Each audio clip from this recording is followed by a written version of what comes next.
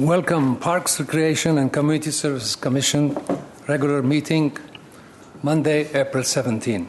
Roll call, please. Commissioners Asatrian, absent. Fuad? Here. Michaels? Present. Wu? Present. President Kalfayan. Present. Next item, please.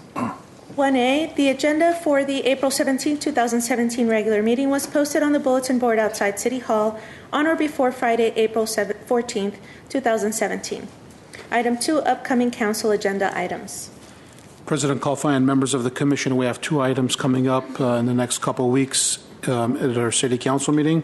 On May 2nd, we have proclamation in May for Older Americans Month. And on May 9th, we have award landscape contract to one of the 4 vendors that bid on our landscape maintenance services. Okay. Do you have any announcement? Not at this time. We will have some under item 4. Okay. Next item, please. Item 3, introductions and presentations. At 3A is annual volunteer recognition.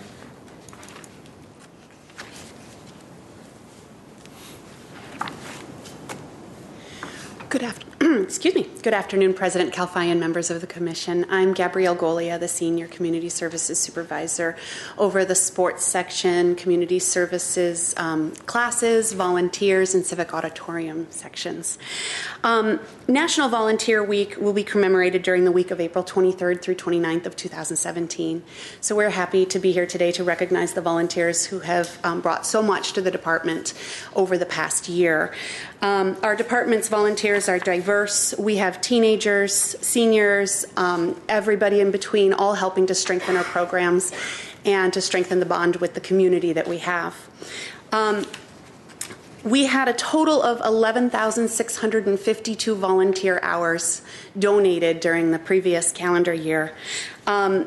This is between March 1st of 2016 through February 28th of 2017.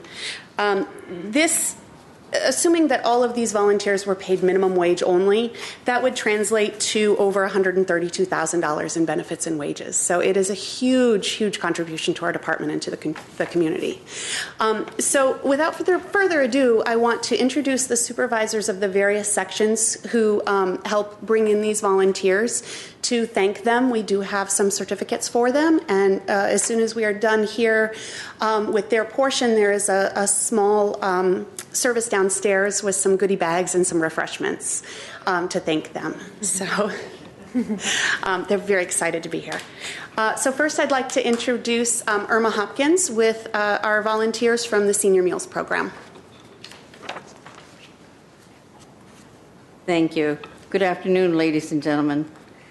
I'm very proud to be able to call these people for these wonderful certificates of all the hours that they have donated to our program, the Nutritional Meals Program. And I'm here in behalf of our supervisor, Maggie Kavarian. And I will first call Nicholas Gonzalez, please. Can we have Commissioner Michaels come on down to help us present these, please? Thank you.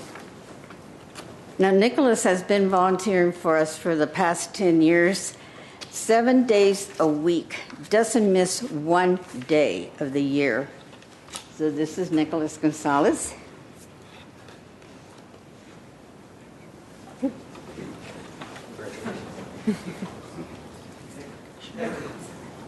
Yes, oh, okay, fine. I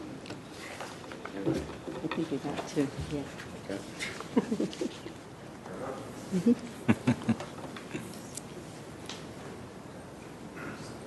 Next, I would like to present Christina Canella. Christina is a great volunteer. She babysits for her daughter and finds the time to come and volunteer for our seniors and serve lunch. You're welcome.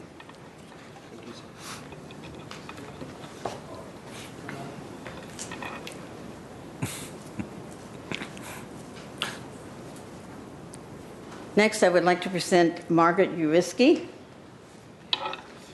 Margaret Uriski volunteers 7 days a week also. And she also does office work when asked to.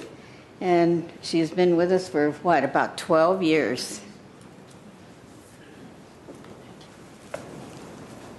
Then I have a brand new member to our family, Maria Gatella.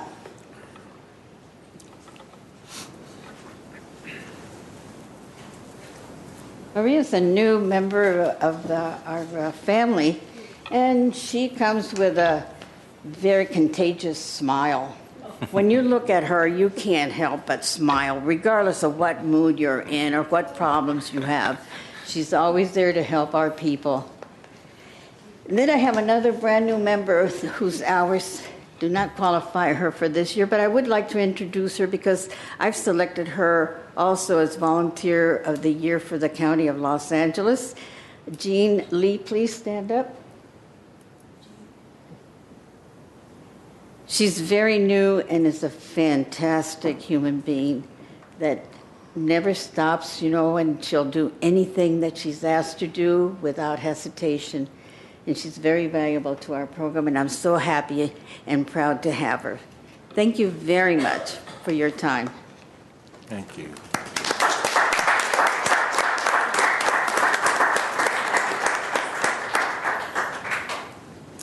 Next, I'd like to introduce Julianne Leviant to present some certificates for the senior programs.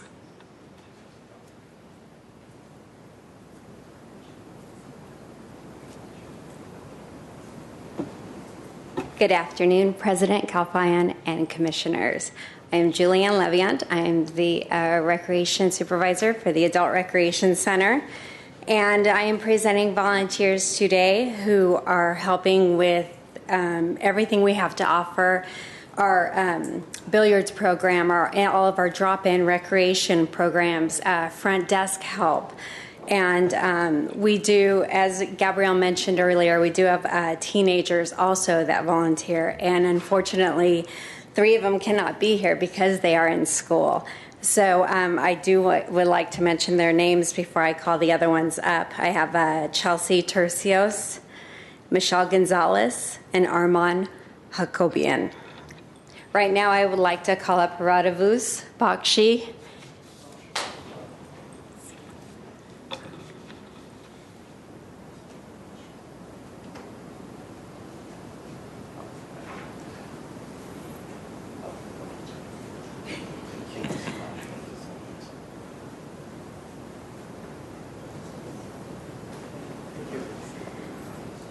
and I would also like to call Norer Harutunian.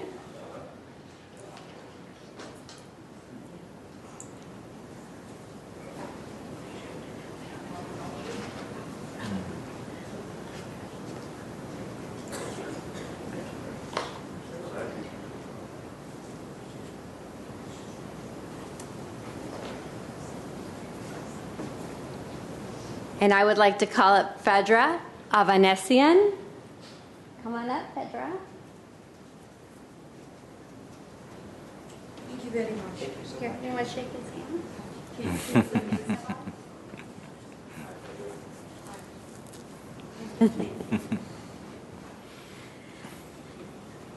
And then Yarvan Zarabian.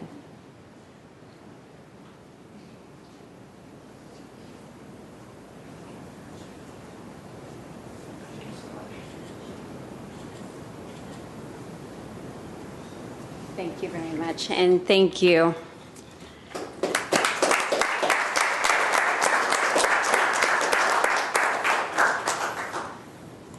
Next, I'd like to call up Yvette Samvalian with our homeless services. Thank you. Good afternoon, President Kalfayan, members of the Parks Commission. Yvette Samvalian. I oversee the homeless programs for the city of Glendale, and today we want to recognize 2 of our nonprofit organizations that donated for our annual homeless count, which is conducted on the aspects of community services and parks on an annual basis. We go out to the community and complete surveys of homeless persons in our community. We had over 40 volunteers who participated during the homeless count, which was held on January 24th, 2017. And today we'd like to recognize Shelter Partnership. And I have Jennifer Marquez from Shelter Partnership who's here to receive the certificate on behalf of the Commission. Shelter Partnership, along with Jay's Maintenance, who are not here today, they donated over 5,000 goodie bags and hygiene kits for our homeless participants. In addition to Shelter Partnership and Jennifer Marquez, I also want to recognize Commissioner Michaels, who also came out with us during the evening and early hours to help us complete the surveys and the needs assessment for the homeless count. And the rest of our volunteers are not here today, but we wanted to recognize them for their time and efforts. Thank you.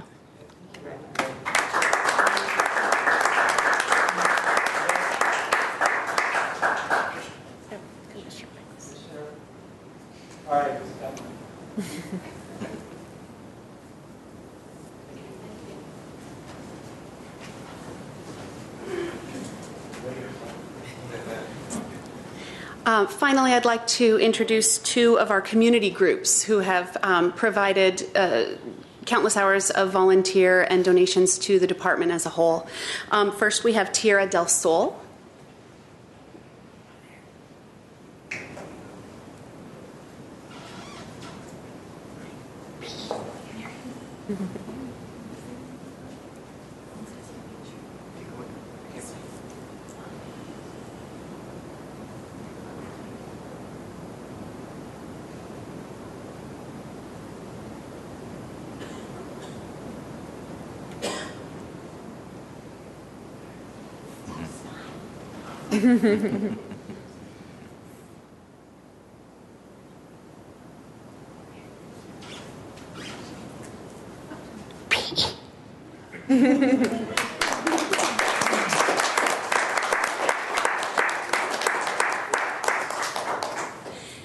And finally, we have the World Mission Society Church of God.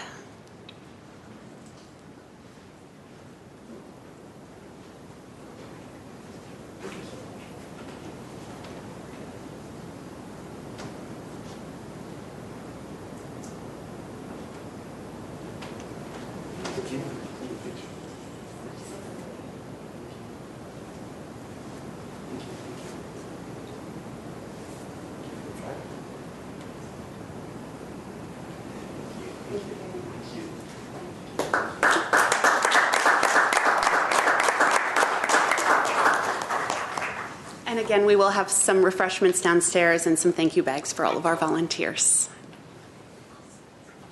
And thank you, and this community is blessed having volunteers like you. God bless you. Next item, please. The next item is 4, Commission staff comments.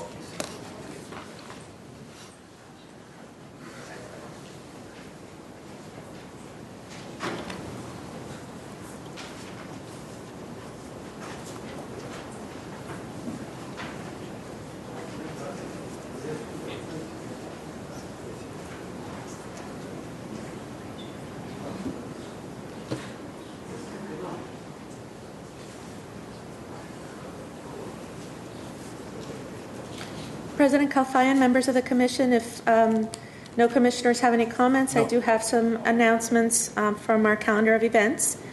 On April 23rd, we're going to have a 2017 Restoration Expo presented by the Glendale Historical Society at Brand Park, Doctor's House and Lawn, from 11 a.m. to 4 p.m. On April 26th, we're having the Taste of Downtown Glendale presented by Glendale Arts in association with Glendale Healthy Kids from 5:30 p.m. to 8:30 p.m. on Brand Boulevard between Colorado and Lexington. On April 28, 2010, we're offering Teen Night Out at Pacific Community Center from 5:30 p.m. to 9 p.m.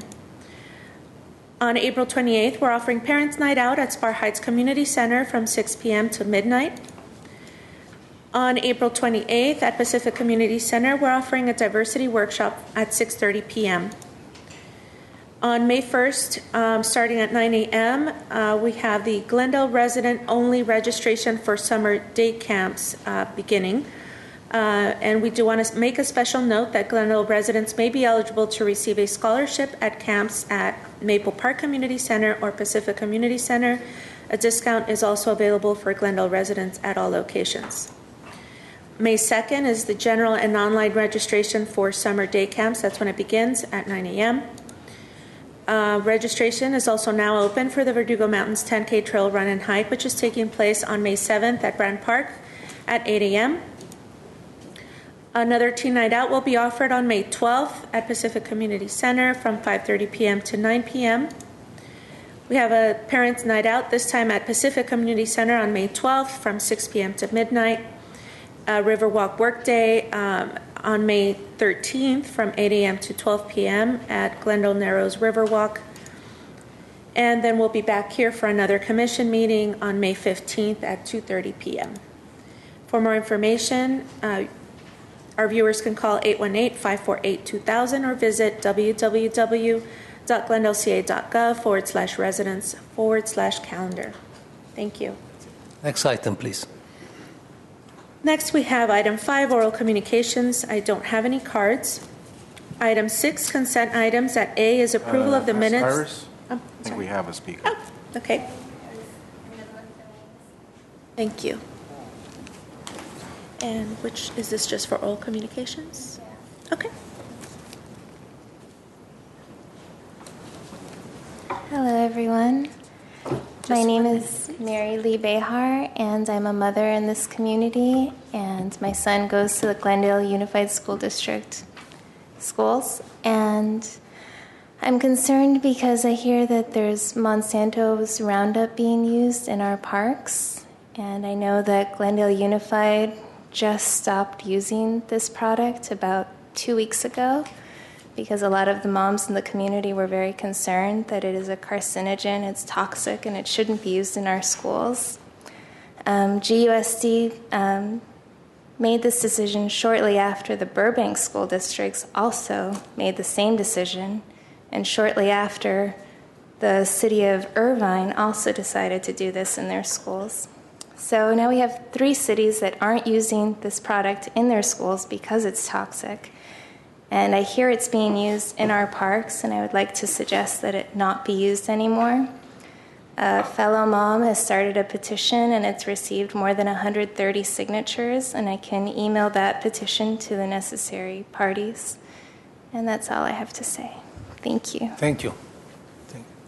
Next item, please.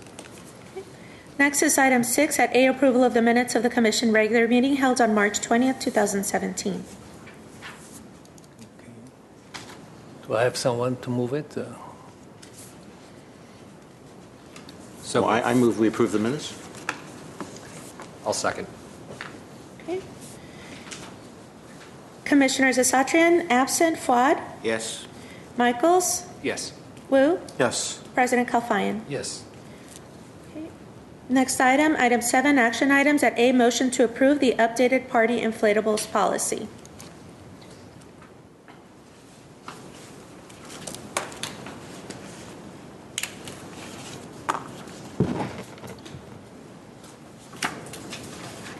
Good afternoon, President Kalfayan, members of the Commission. I'm Gabrielle Golia, Senior Community Services Supervisor. I'm here with a recommendation that the Parks, Recreation, and Community Services Commission approve a motion approving the updated party inflatables policy, which was previously known as our moon bounce policy. In September of 2005, the Commission approved the moon bounce policy, which included a $25 application fee. It allowed renters to bring bouncers into one of 7 of Glendale parks. They could, wherever their permit was approved in those 7 parks, they could have a bouncer in conjunction with their picnic or special event permit. Renters could only rent at that point in time from one of 3 vendors who had been identified and carried insurance that was previously approved by the city's risk manager. And at that time, bouncers were not allowed to exceed 13 feet by 13 feet by 16 feet tall. So that essentially limited renters to the smallest available bouncer, similar to what you're seeing here. The approved parks were Glen Oaks Park next to the building, Griffith Manor Park next to the building, Maple Park anywhere in the grass, Pacific Park in the grass next to the picnic pavilion area, Palmer in the grass areas, Lower Shoal Canyon Park in the lower grass area, and Verdugo Park anywhere in the north or south end grasses. Since 2005, the types of inflatables available to renters have become much more elaborate, and the size options have increased significantly. In addition, the number of vendors that carry insurance has gone up to 9 currently on our list who have the pre-approved insurance.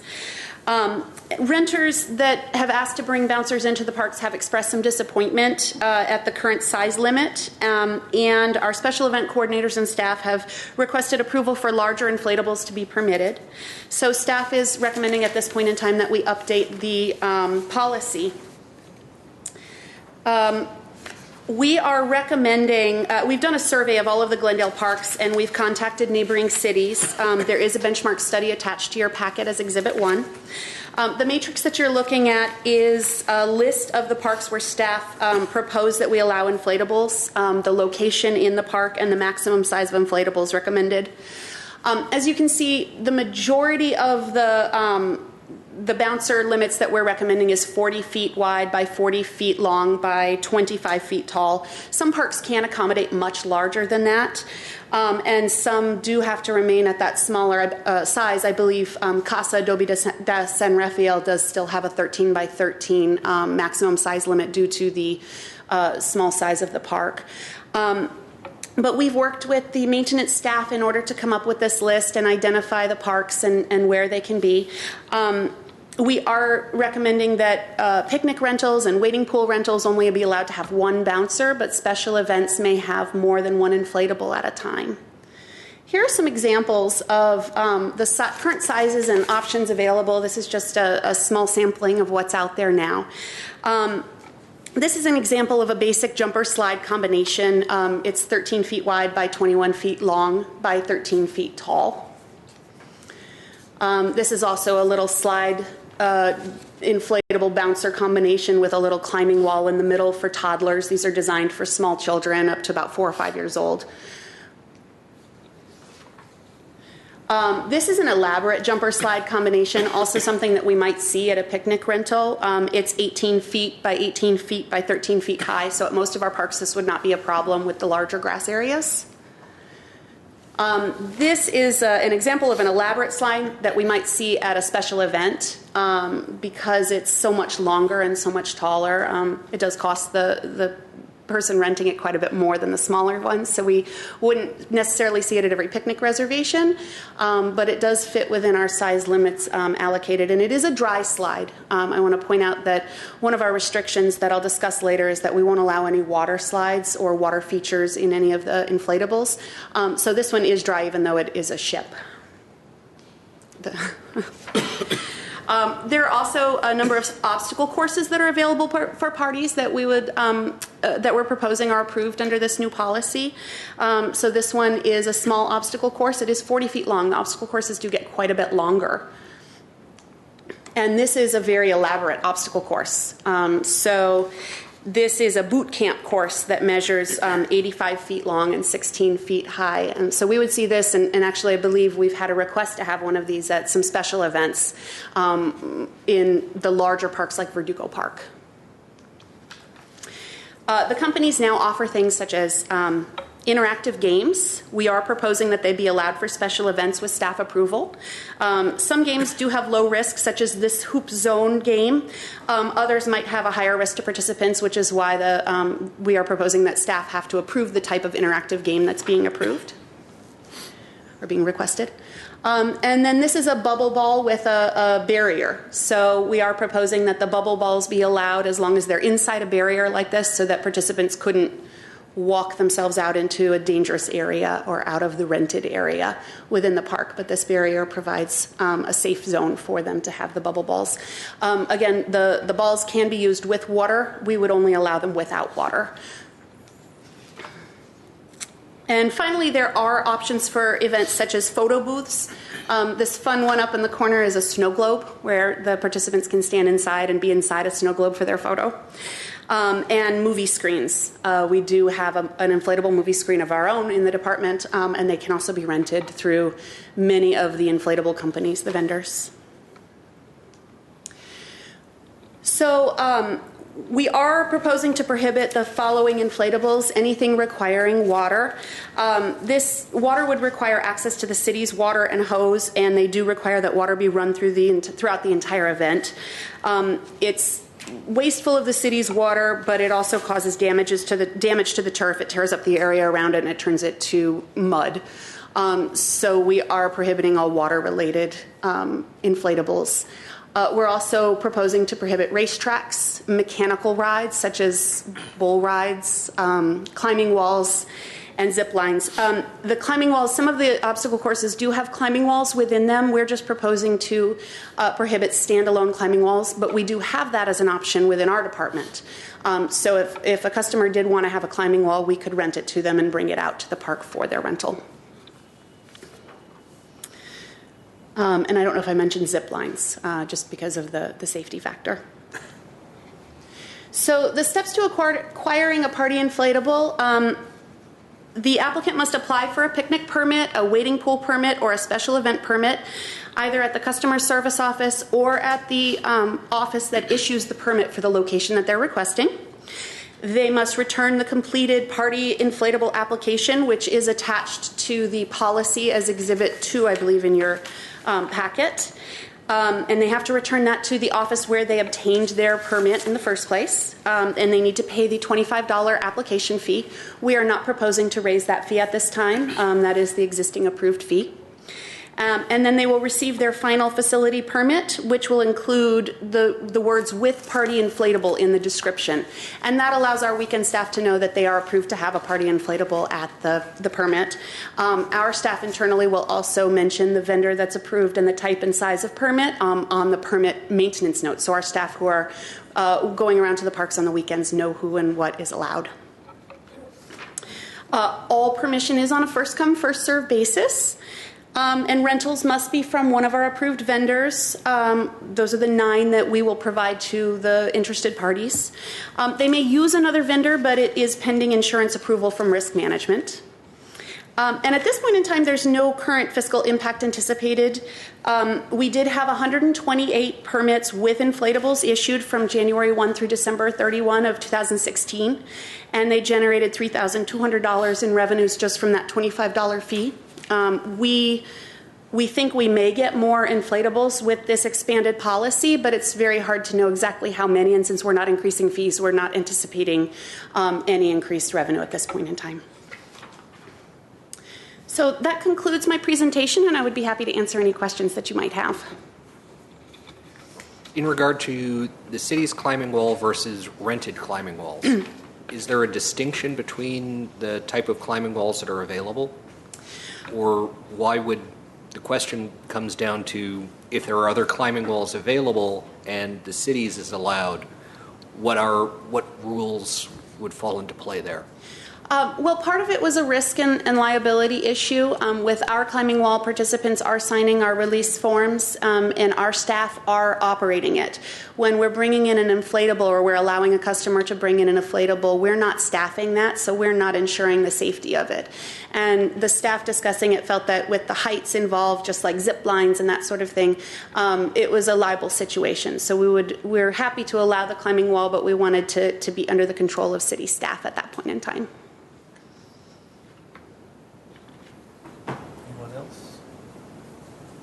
Sounds good. How did you come up with the $25? On what basis? Oh, boy. President Kalfayan, members of the commission.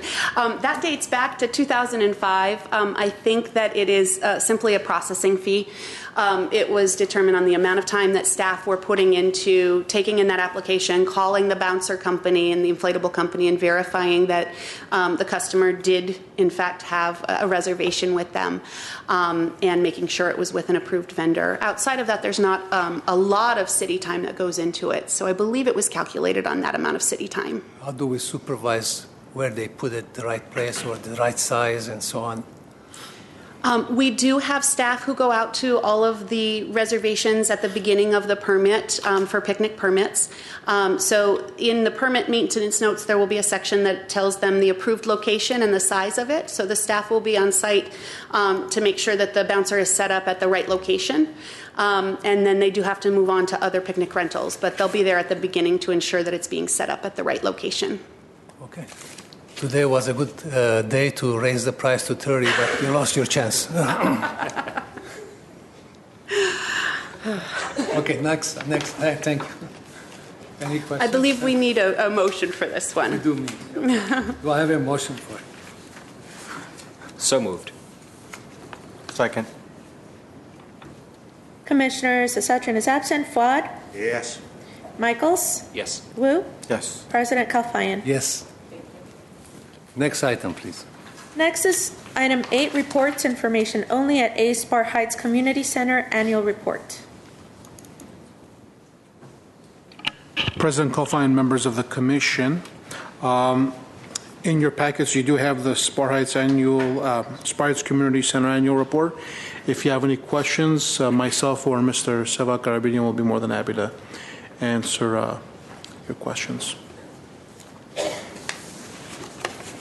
Any questions? No. No, we can read it. Next item. Okay.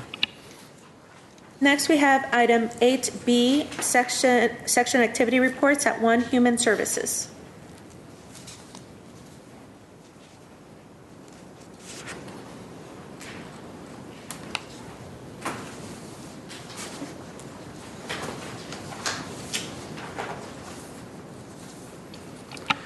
Members, President Kalfayan, members of the commission, as I mentioned earlier, we will be going to council on May 2nd for May is Older Americans Month, and hopefully we'll have the commission present when we accept the proclamation.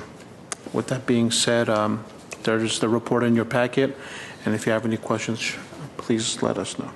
We also will be having, as Iris had pointed out, on May 17th, the Age Out Loud Senior Street Fest at the Maryland Paseo. This is a joint effort with the hospitals in the area, and it'll be held on May 17th between 10:30 and 1:30. And then the city's annual 90-plus birthday celebration will be held May 25th at the Adult Recreation Center between 11 and 1.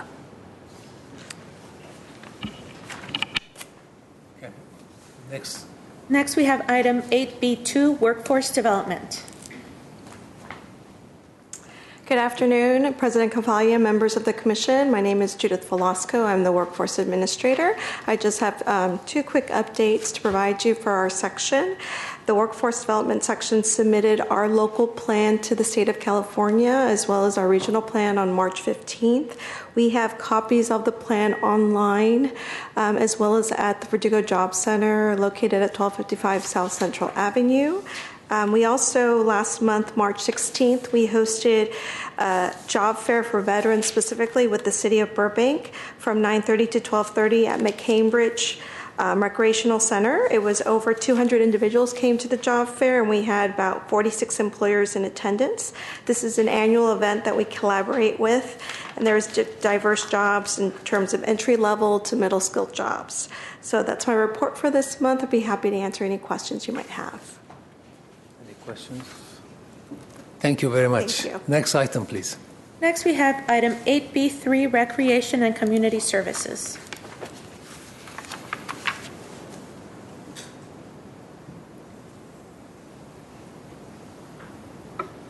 Good afternoon, President Kalfayan, members of the Commission. My name is Sabah Garabedian, Senior Community Services Supervisor with the Community Services and Parks Department. And I'm here to give you guys a summer preview of all of our programming that's going to be taking place in the next couple of weeks, all the way through August and a little further in some programs. And I just wanted to highlight that this Saturday was our Easter extravaganza at Pacific Park. We had over 800 people attending that event. It was a pretty large turnout, to say the least, and it was a lot of fun for all the kids who participated. So moving forward, I'm going to start off with camps and classes that we're going to be offering this summer. we're offering a total of 14 different day camps at 9 different locations this summer. The locations are listed on the screen. Resident registration will begin for these camps on Monday, May 1 at 9 a.m. General registration and online registration will begin on on Tuesday, May 2nd. And of the camps, we offer 7 traditional day camps and 7 specialty camps. Specialty camps are theme-focused camps, such as the arts camp, the basketball camp, and the soccer camp. Also, coming up, we have our full lineup of lifelong learning classes, our contract classes. Registration for our summer contract classes or lifelong learning classes begin on June 5th. Classes run from June 19th through August 26th, and it's for all ages, youth, adults, and seniors. And for more information, you can visit our webpage, glendaleca.gov/parks, for a full listing. Make sure you click on the leisure guide. As part of summer, we're also proud to host the Glendale Unified School District's Seamless Summer Lunch Program at Pacific Community Center at the picnic shelter. Basically, what this program is Monday through Friday, any youth 17 and under could come to the facility, to the picnic shelter, and pick up a hot or cold lunch based on the menu that they're provided to us. And through this collaboration with GUSD, we offer hot or cold lunches at some of our day camps as well, at some of our locations. So city staff will come pick up the lunch and drop it off at Maple Park, for example, so day 2 could get the same lunch. Moving forward, our aquatics program, our very popular aquatics program. Registration for aquatics is going to begin on Saturday, May 13. The registration location is announced at 6 o'clock in the morning via social media and our website, and registration begins shortly thereafter. The pool is going to be open from Monday, Memorial Day, which is, if I'm not mistaken, May 29, all the way through October 1st. Programs offered at the pool include rec swim, instructional swim lessons, our Glendale Gator Swim Club and Glendale Polar Bears water polo team, as well as our Junior Lifeguard Academy, special aquatics events, and our lap swim drop-in program. Aquatics also means our wading pools. We have 5 wading pools citywide, and our wading pools will be open starting June 5th and be open through August 20th. Depending on the site, it depends on what days they'll be open, but generally Monday through Thursday, when they're open, they'll be open from noon to 6 p.m. Saturdays and Sundays, if they're open from 1:30 to 6:30. And those are the locations where we have our wading pools. And wading pools are also available for private rentals outside of these hours of operation through the aquatics section. You call the Pacific Park pool, you make a reservation, assuming it's available. You can rent the wading pool in addition to your party or your picnic shelter reservation as well. And we offer that all the way through October 20th. Quick question, why does it have 2 days after like Grand Park, Wednesdays and Saturdays? What are those 2 days? Those are the days where it's open to the community. No charge. We have staff there. So at Brand Park, Wednesdays and Saturdays, we'll operate the wading pool, we'll fill it up. So lifeguards will be on duty. Anybody who wants to enjoy the wading pool could come and sign the release of liability forms. Well, then what are the 2 dates above, Monday through Thursday and Saturdays and Sundays? How does that relate to that? So if it's a Wednesday, for example, the park, that Brand Park wading pool will be open from 12 to 6. On Saturday, it'll be from 1:30 to 6:30. Only if but it won't be open on Sunday or other days of the week. Correct. Okay. Correct. Those are the 2 days that will operate at Brand or at Glen Oaks, whatever those days are. And outside of those days, if somebody would like to reserve, you could go ahead and do so as well.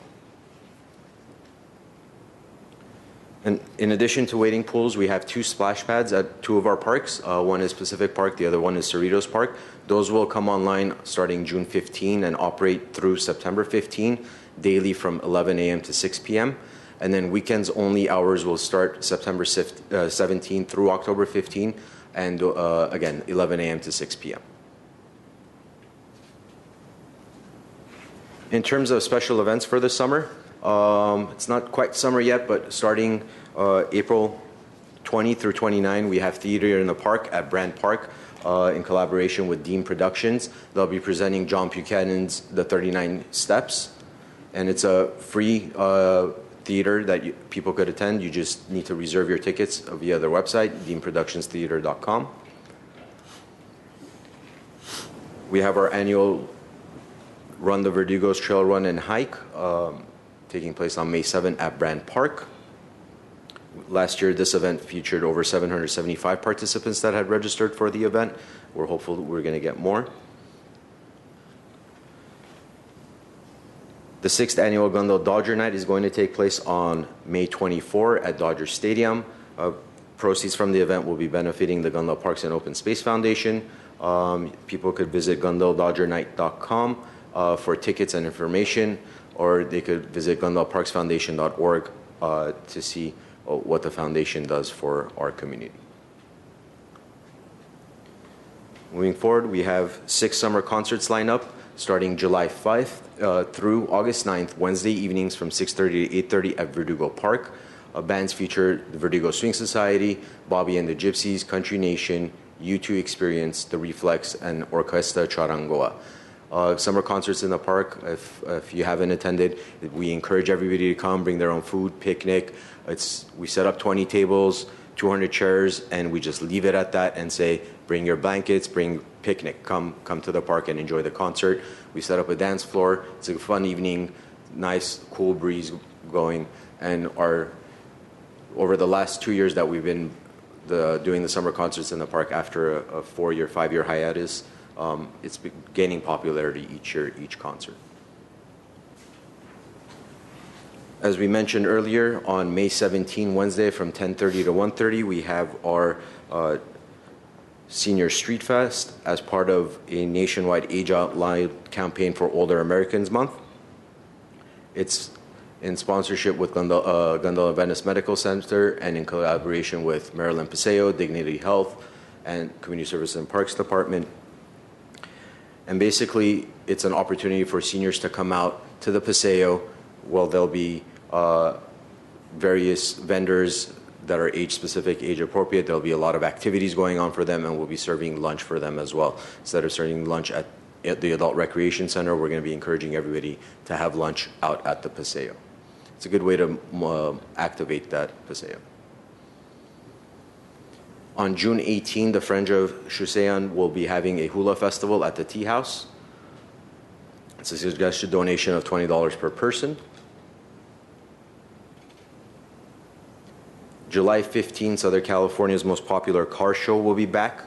On July 15, Glendale Cruise Night on Brand Boulevard between Broadway and Doran. Mr. Rock and Roll Brian Byrne will be hosting the event. And the entertainment for the evening featured the Choral Paradise Band, a Jimmy Buffett tribute, Creedence Relived, and Gregory Wolf as Rod Stewart. Visit GlendaleCruiseNight.com if you would like to register your classic car or motorcycle, or if you want more information about the event. August 11th is our last day of day camps. It's also sort of our last day of summer for some of these kids that do attend GUSD, as the following Monday they'll be back in school. So as part of a big hoopla in celebrating the end of summer, we're offering a free movie in the park at Pacific Park at the ball field. And the movie for this year will be featuring Sing. Basically, we'll be setting up either our inflatable or assembled a large format screen. Sing will be on from dusk until whenever it features. And again, it's one of those, we encourage everybody to come out, bring your blankets, bring food, come out and picnic, have an evening in the park. And finally, throughout the summer months, we have movies in the park presented by Street Food Cinema, May 27 all the way through October 21, Each night, different feature, different location, and these you have to buy tickets for, but you could visit streetfoodcinema.com for more information, ticket pricing, and anything along those lines. If you guys have any questions, I'll be more than happy to answer them. Yeah, I have a question. At Brand Park, you had music events last year every Friday? Friday night, the Brand Park does have music events, but that's done through Brand Library and Art Center. They're working on their lineup, musician lineup. They had a call for artists that recently closed, if I'm not mistaken, and we'll get those dates and artists soon as well. Okay, great. Thank you. Any other questions? I have a question. All our classes are sold out, or at their capacity, or If it's registered, we close the class and we refuse the attendance. If it's our contract classes, no, most of them are not sold out. They are not at capacity, so there is more room for registration. When it comes to day camps, as we've mentioned before, Pacific Park, the day camps, Kinder Camp, and Cool Days do sell out. But we do get the overflow at Maple Park, for example, or other locations as well. Thank you. No more questions. Next item, please. Next, we have item 8B4, Park Services. Good afternoon, President Kalfaya and members of the Commission. We'll be reporting on last month's activities in the written format. In the month of March, we completed 219 work orders, 165 for groundskeepers, 6 for pass-out application, and 48 with the irrigation crew for total labor hours exceeding 850 hours. And we have some of the presentation we're going to show you. They actually goes back to February and March, a couple of months time frame, because some of the projects kind of went a little longer. They're bigger projects. At first, we have City Hall, the entryway planter. We do more of a seasonal replacement of the flowers. So as you see, the top was what we had in the winter months, and for spring, we planted the lower one. And here's another shot from an angle a little further out of the same entryway at City Hall off Broadway. Cerritos, we replaced the playground surfacing at Cerritos. It was about 11, 12 years old almost. And after 12 years of wear and tear, they start cracking. We patched it a few times, and it did its job as it's supposed to. What you see the picture here is the surfacing removed, and we had to install that the one piece, the red ladder. It was replacing an existing broken piece, so we kind of hit two birds with one stone. We planned for the surfacing and the replacement of the ladder at the same time. Our friends at Public Works helped install the ladder, and we hired a contractor to come in and do the rest of the surfacing job. And as we move forward, this is the final surface. We went with the blue and black mixed color. Without the designs, it came out very clean, and the park's been open back to the public towards the end of February, I believe, or mid-February, we opened it back to the public after the job was done. And there goes a nice little bird enjoying our surface. At ball field at Montrose and Dunsmore, just want to show you some highlights because the ball field maintenance tends to be year-round for us. This is Dunsmore after several attempts of trying to get it nice and green. The players and the teams were very pleased with the outfield this year. There was a lot of effort put in to deliver such a field. We are no Dodger Stadium, but we take pride in having some of the better fields as a public agency. And then this is another shot of Dunsmore. We're so proud of it. And then at Montrose, this is the larger field at Montrose where we have the DG infield. This is the softball field.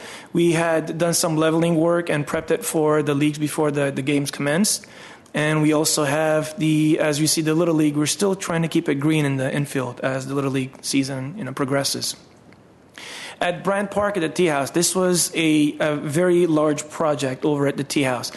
First, simple one, the bridge that you probably have noticed over on the pond, we had to sand it down and put a new coat on it to just give it a nice little dressing as the paint was starting to wear off and start chipping as people walk on the bridge. The second were the skimmers in the pond.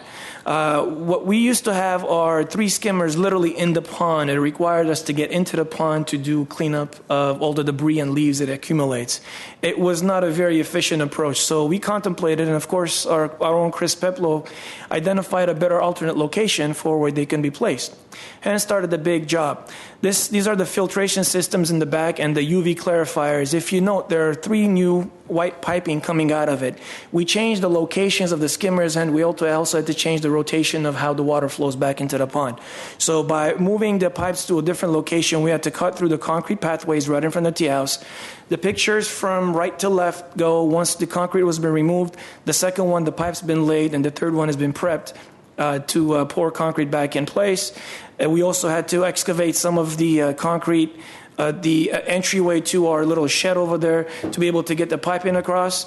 This was a couple of weeks effort by the guys, by our crews, irrigation guys and the project crew to get it together. After they finished the excavation, laying the pipe, of course, we had to repatch the concrete all across. And after the concrete was patched, get it ready to be installed, the skimmers down just south of the pond. These little tubes, what we have done is we took some irrigation tubes and we filled it with concrete. These little guys are going to go around the perimeter of the pond where water would flow. As we experienced the heavy rains, a lot of mud flow started going right into the pond. We couldn't prevent it from going in. With these, we're going to be creating some more and kind of making a blockage, keeping it 4 to 6 inches above grade right by the pond. So when water and mud flows, it will actually flow away from the pond versus being in the pond. So we're going to give this a shot this year. Hopefully we get rains like we did last year and keep the water and mud diverted out of the pond. And here goes the extended version, the pipes moving towards the pond. And this is right around the pond where we had to be able to curve it around and make sure the pumps were pumping water back into it. Now these are the skimmers. What we've done is pulled it away from the pond and put it right at the perimeter of the pond. Of course, we had to drop the levels of the water for us to work. We kept all the living organisms in the pond, did not disturb them as we did the job. And we had to excavate some of the perimeter concrete and drop the skimmers in. And these are 2 of the skimmers already in place. What we had to do after this point is put a block perimeter around it to be able to hold it in place and make it more steady, as staff would have to go down the steps to be able to get it cleared out. And this is a framing of the outside perimeter where we're going to pour some concrete. And the little channel that you see in the front is where the water, we will be raised up all the way to the top of that channel, and the water will be flowing into the skimmer, the system, let it do its job, accumulate all the dirt and the debris, and then push the water right back out.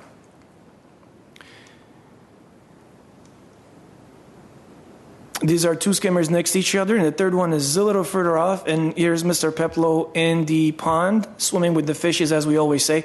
Here's where we're removing the existing skimmers. After the job was completed, we took them out. And this is a final product, as we also built a little cover stand to be able to step on for the last skimmer. We're working with the Friends of the Sochayan. They have a gardener who's going to help us with some of the landscaping. So in the next couple of months, we'll be working in conjunction with this gardener, Mr. Nakashimi, I believe. And he's going to give us some ideas as to how best to landscape the area, and they're going to help us out in doing some cleanup of around the perimeter and the landscaping at the pond tea house. At Dickmajian Park, from the rains, we typically have a little runoff in the DG pathways. As you can see, water just flows and takes a lot of the DG with them. This is something we experience every year because it's just the way the terrain is. It is a slope. And each year we come back and we patch it and we just refill the dirt, the DG, and compact it and allow our public to be able to use it safely. This has become a standard operation for us. At Glorieta Park, this was a big project for our section. As you may know, we have a large capital project coming in for Glorieta Park to redo the irrigation, the lighting. And along with that, we had considered doing the fencing of the ball fields, and as well as requests from the public to do fencing along the Verdugo roadway, because we have little kids that play in the turf areas outside, and adults play soccer, the balls fly out. We want to make sure people are safe. So at the request of some of the community members, we went with the approval of our department head and city manager's office, moved on ahead to start installing some fencing.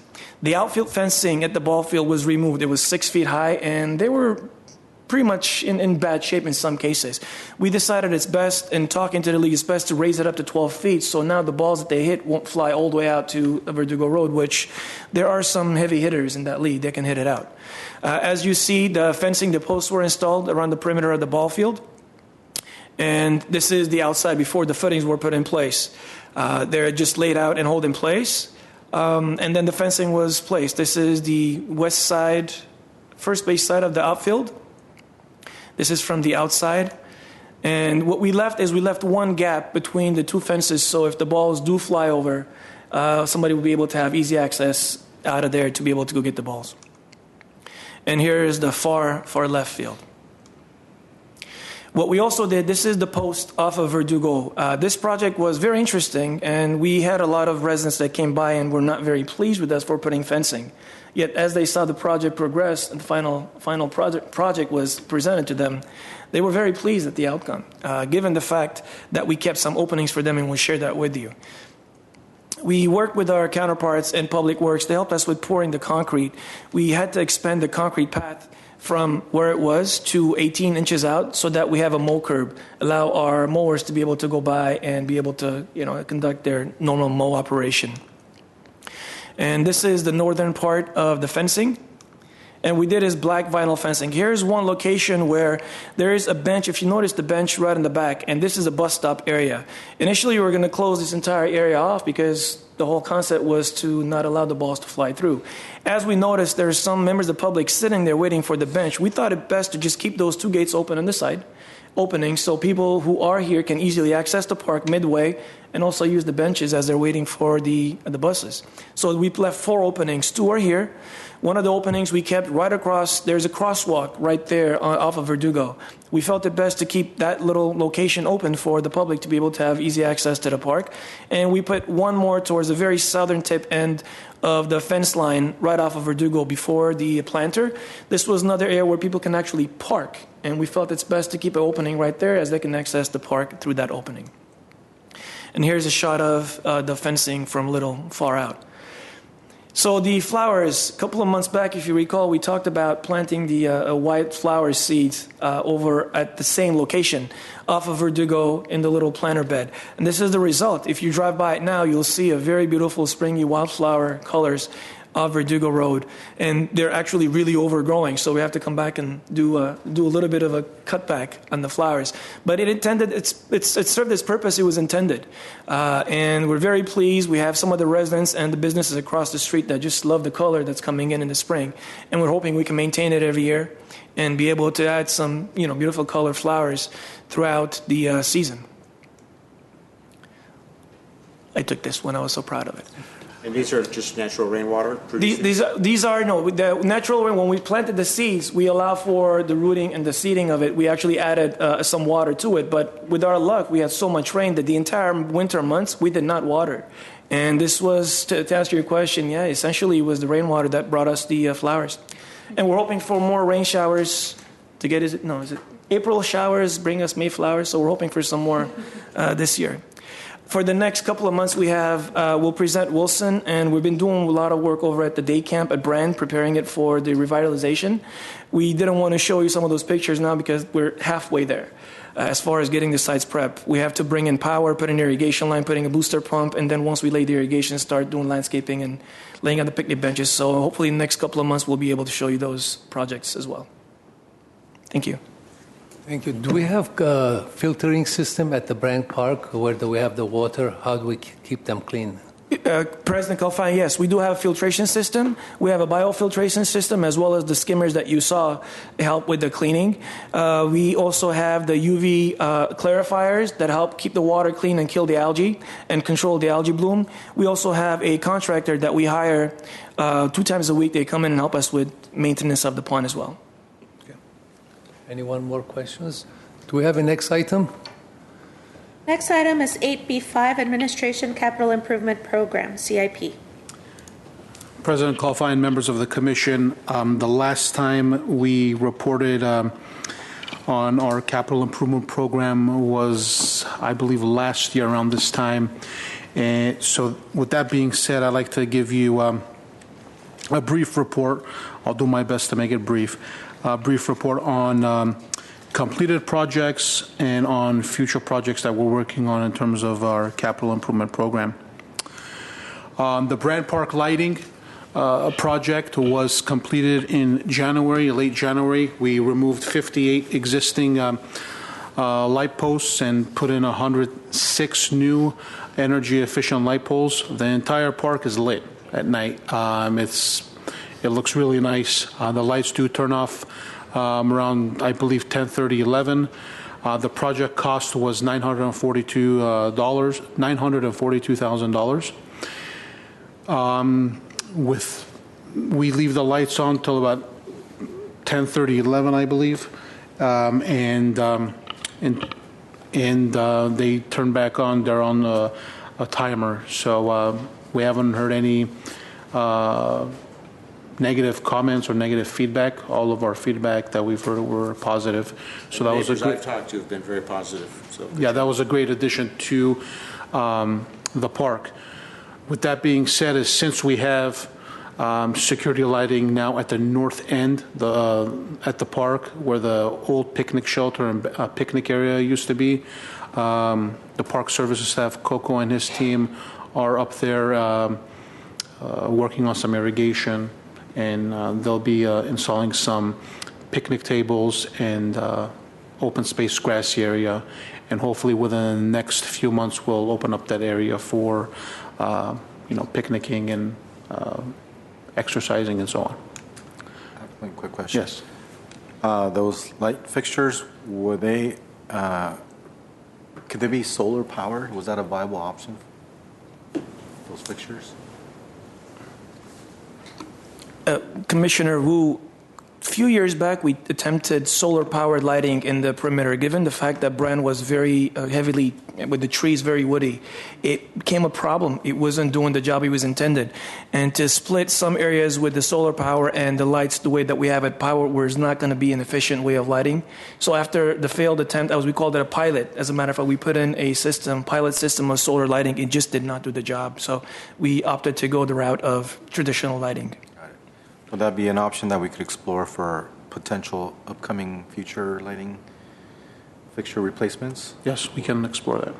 And just out of curiosity, was that something that is cost prohibitive? I mean, is that something that costs a lot more than if we were to go with just a standard fixture?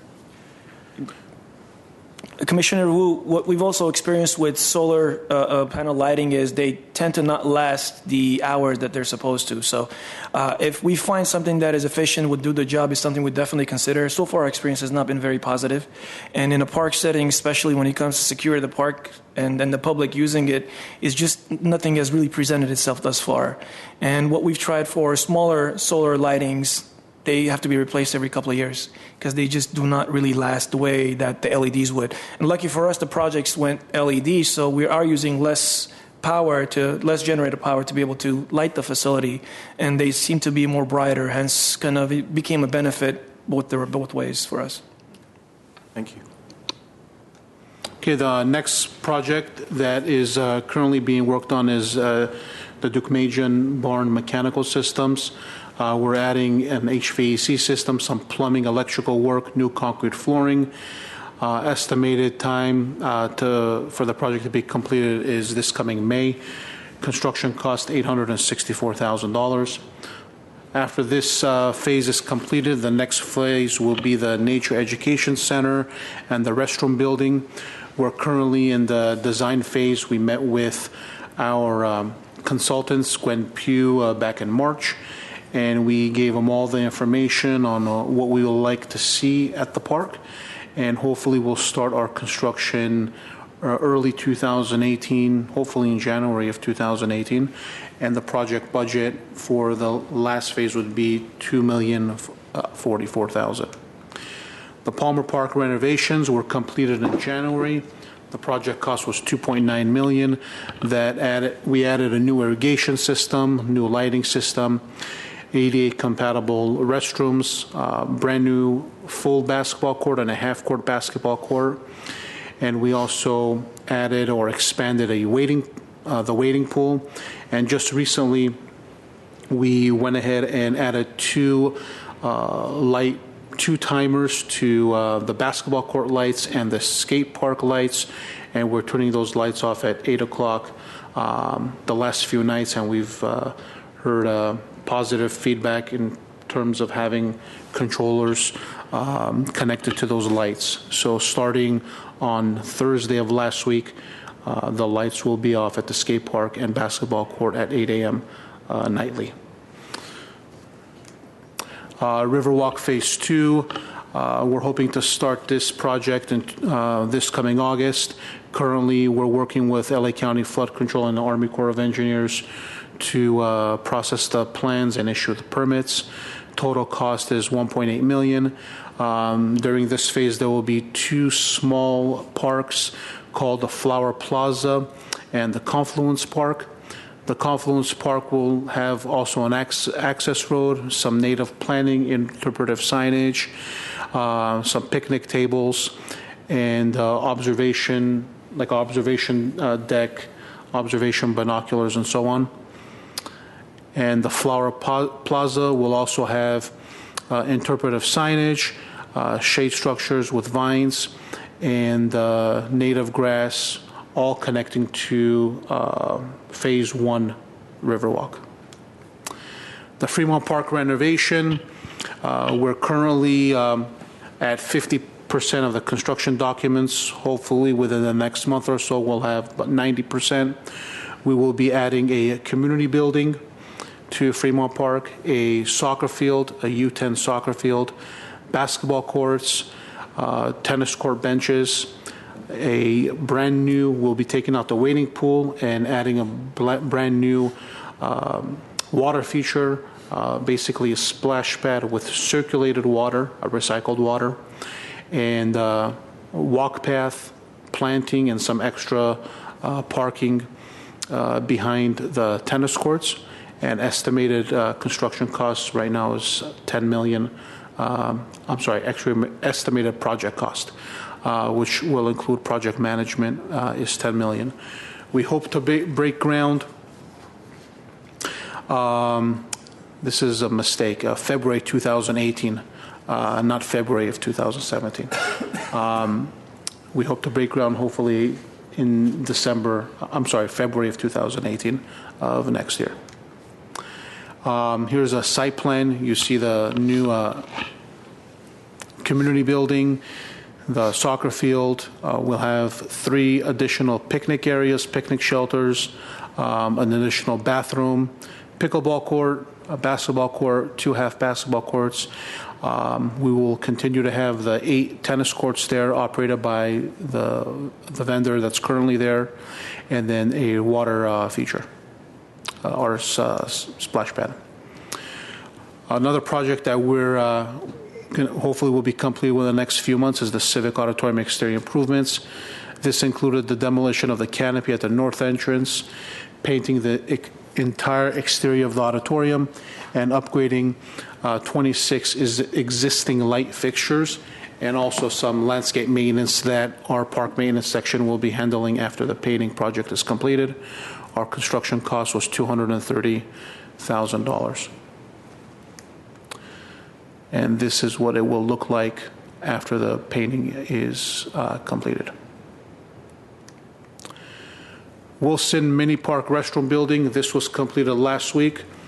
The construction cost was $215,000. This was a 400 square foot restroom building with an ADA walking path and some additional tables and benches. This is what the facility looks like now. Just today, park maintenance staff laid down sod. So we have about 4,000 square foot of brand new sod at the facility. Hopefully we'll expand that to the entire park within the next week or so. The Maple Park and Maryland Park shade structures, these were completed end of March. Project cost was $324,000. We have 5 shade structures at Maple Park, and we have 2 shade structures at Maryland Park. The Verdugo Park North Master Plan, this is a DIF-funded project of $2.8 million. We will be meeting with the consultant tomorrow at the park. We will be master planning for a new community room, new restrooms, and coordinate with Shane's Inspiration to add an all-inclusive playground similar to what we're doing at Maple Park. And we'll be meeting with them tomorrow to hold our first meeting in terms of a master plan, and we'll come back to commission hopefully end of summer to get the plan finalized. The Central Park Master Plan, we're working with Glendale Economic Development Corporation. They're currently conducting a CEQA and environmental review for the entire complex, working with the Armenian American Museum group to see what amenities we would need for the park, the Paseo, and so on. This is very preliminary, and we'll come back to commission within the next 6 to 9 months if once we decide on what amenities we would need at the facility. Right now we're working on a playground, maybe a water feature, a tiny tot lot, more of a passive recreation, maybe some outdoor fitness equipment, and we'll come back to commission in a later date. Maple Park all-inclusive playground. We're working with Shane's Inspiration. Project cost is $825,000. We have Public Works that has surveyed the site. We did hold a community meeting in early October. We received very positive feedback from all of the residents in the area. And if all goes well, this is what we're expecting to have at Maple Park within the next 6 to 8 months. It'll be all-inclusive, ADA accessible, and we're really excited to have this project at Maple. So something similar like this we're working on at Verdugo, depending on the type of playground. That'll be part of the community meeting to discuss what type of playground will go at Verdugo. The Glendale High School tennis courts, we're working with Glendale High to rehabilitate the 6 existing courts. Estimated cost is $800,000, and we're hoping to start early 2018. Once when GUSD starts their aquatic center, we're hoping to fold the tennis court project into that project and get everything done at the same time. The sports complex batting cages and concession building. The batting cage RFP is currently with the city attorney's office. We're working closely to get an RFP, to get a consultant on board. And we also have the RMCA Professional Services. They will be working on the concession renovation project. Both projects together is $950,000. So the sports complex, the batting cages will go right behind the concession building at the area that is highlighted in red. The Upper Shoal concession building, I came to commission in February to approve the conceptual plan. We're hoping to complete the project within the next 6 months. And hopefully the project will be completed by next year, March 2018. We'll be adding a new concession building with restrooms, storage space, and accessibility upgrades. Total project cost is $650,000. So we're hoping to have the concession stand and the bathrooms between field 1 and 2. And this is a 3D view of the facility. As Mr. Panosio mentioned, Glorieta Park lighting and irrigation rehabilitation. We have a project of $650,000. We'll have a kickoff meeting within the next few weeks. The plans and specs will be completed in 2017, summer of 2017, and we basically want to upgrade the electrical system, the irrigation system.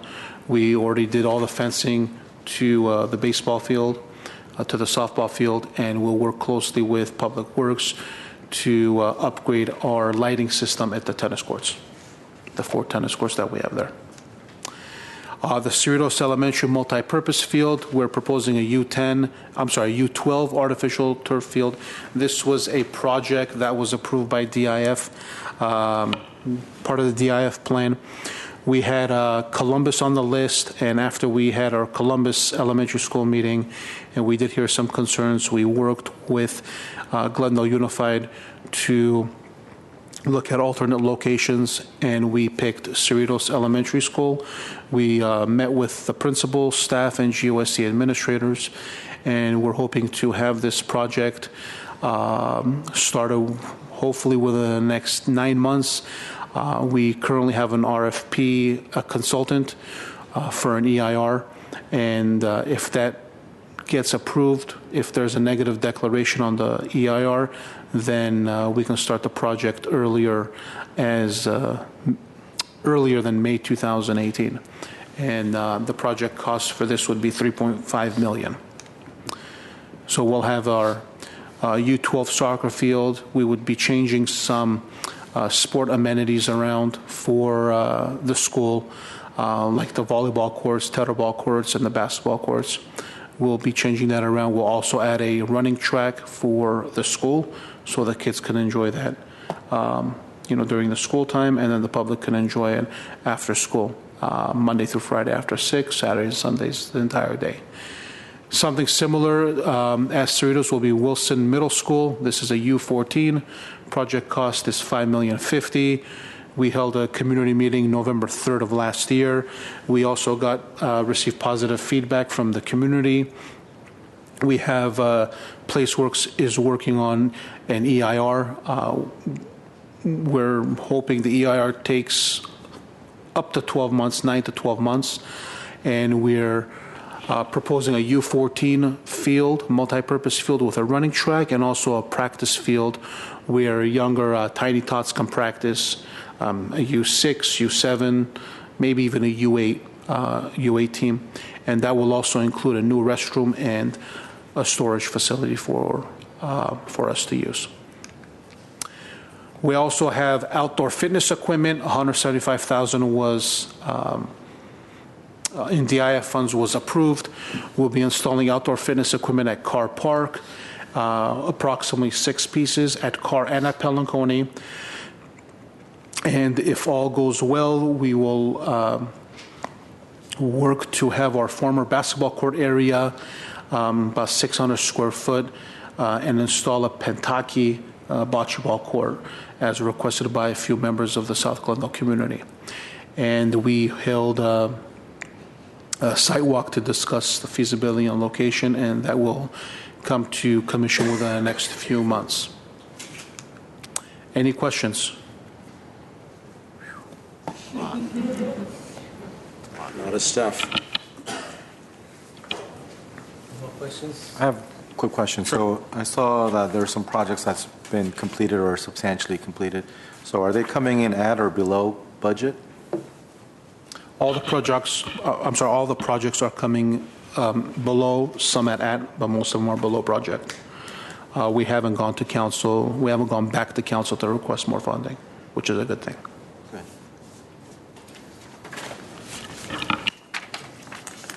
Any other questions? Any items? No, President Kalfayan. Next is adjournment. This meeting is adjourned.